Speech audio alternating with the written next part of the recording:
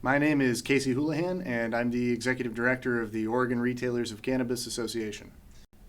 So we've been coming to and participating in the Connects conferences for years at this point, and they've always been really worthwhile when it comes to connecting with new or emerging participants in the cannabis or hemp industries.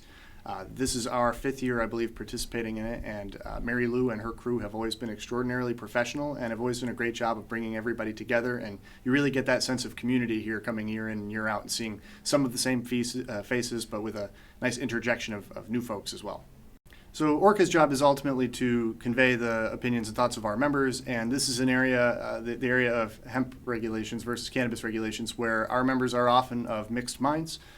That said, a lot of them also share a great deal of interest in both. Certainly on the production side, several of our members are also deeply invested in or actively pursuing hemp business operations as well. So we see them as intersecting economies that obviously share some vital regulatory components, and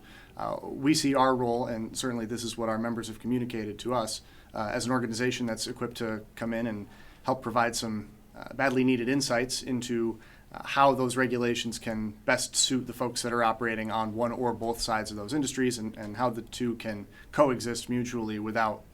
unnecessarily competing with one another. So ORCA is meant to be a very important conduit between lawmakers and regulators and the folks who are ultimately impacted by those regulations, which is primarily the business owners who are operating under them. So our mission, as we see it, is to come in and provide a communication avenue for those folks that are being impacted by those regulations to inform the decisions of lawmakers and regulators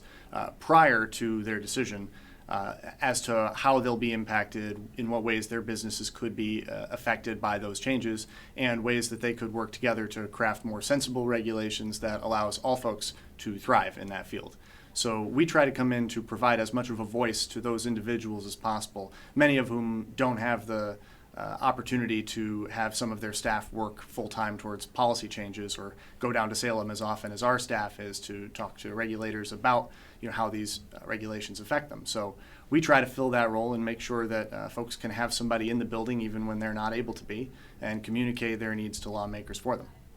I see the role of an organization like ours to be able to provide additional information and input both to state level regulators as well as federal policymakers, and that's one of the areas where we've been very actively participating in some of the activities from our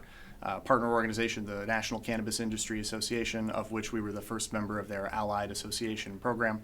where trade groups from all different states across the country come together to lobby federal policymakers and develop specific policy reports that can inform on some of the peculiarities of the unique issues that surround both of these economies. So we want to make sure that the federal lawmakers have as much access to that information so that they can better understand how these businesses operate, just like our folks at the state level do as well.